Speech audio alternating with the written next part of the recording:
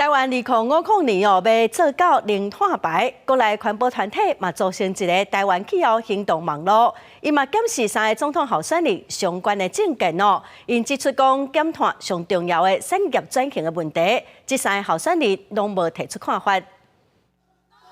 总统选举愈拍愈热，3个总统候选人到底有提出什么款的政见？面对2050年净零排放的目标，环保团体有专门检视3个总统候选人2030年再生能源目标，发现3个人的政见内底再生能源发电比例是27%到30%左右，但是团团认为拢只有数字，无比例嘛无做法。其实他们都没有提出更细致的配比，太阳光电应该要多少，风力是多少，其他再生能源是多少，所以这让我们看不到他们详细的路径。环保团体指出，12结束的联合国气候峰会 COP28，各国希望制定更加积极的气候政策。团团也会先援到杜拜参加 COP28。伊讲，现在是按怎加速再生能源发展，提升能源效率，产业转型是世界各国真关心的重点。 针对钢铁、石化、水泥这些所谓的高耗能产业、高排碳产业里面的政策讨论，包含去订定所谓全球共识的低碳钢铁原则。这些耗能产业的减碳来讲话，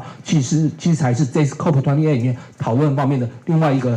很大的重点。环团讲，虽然3个候选人拢有提出产业转型的政见，但是针对钢铁、石化、水泥等等高碳排产业，要欠缺减碳路径具体政策，思考如何强化。 现有的管制手段，包括空污排放标准、制程许可等。那政策的规划也不能再继续停留在传统辅导、奖励产业发展的思维。伫选前，环保团体也特别建立网站，以这大气候政见的指标，检视总统候选人目前的政策。环保团体强调，因未来也寄公文，予每一个候选人要求回应，爱因提出实质的减碳政策，让民众来检视。记者郭文祥随台北报道。